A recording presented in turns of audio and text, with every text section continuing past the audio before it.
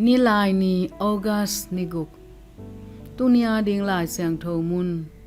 James alian khat aneu som le kwapan som ni le sagi no te pen na vengte nang ma bangin na it ding hi achi pasian lai busunga topa thu hun azui takpi na hi ule ahoin agamta na hi uhi James alian ni aneu giat Vengte Itna hokhal be kwan ka khwa wa hui pi gyal pi nong nok mana kisya ka inule huang sunga ki the thang singyang singte te ha kul hi azing changin akisyat na tengle huang sunga singyang singte te ka ha komin en la singkunga nei pe mahilo chi in ka cham mui la khi zong hi tak pi thuma sang singkung no thum sim lo adang ki nei lo hi a hi zong hui pi hang in vengte singkung panin aleng khete ka ha na in hun tampi ka be hi vengte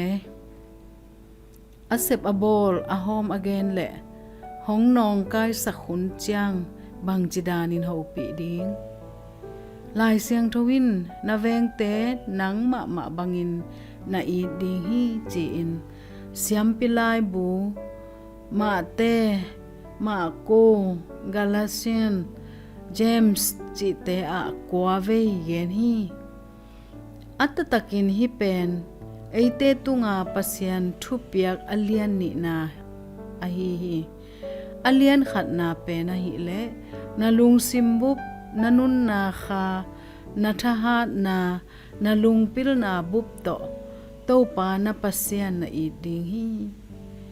ivengte tunga i na la zia thupi khatin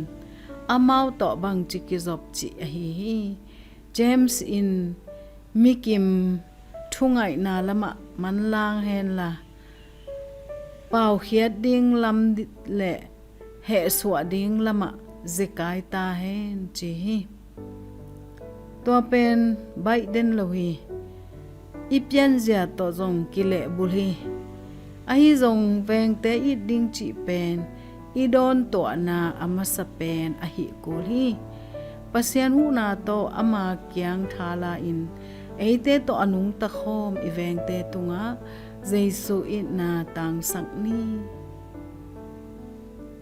na vengte in bang chidanin hong nong kai sakhiam to kisai Itna bang chila ding kongit pa o ka vengte le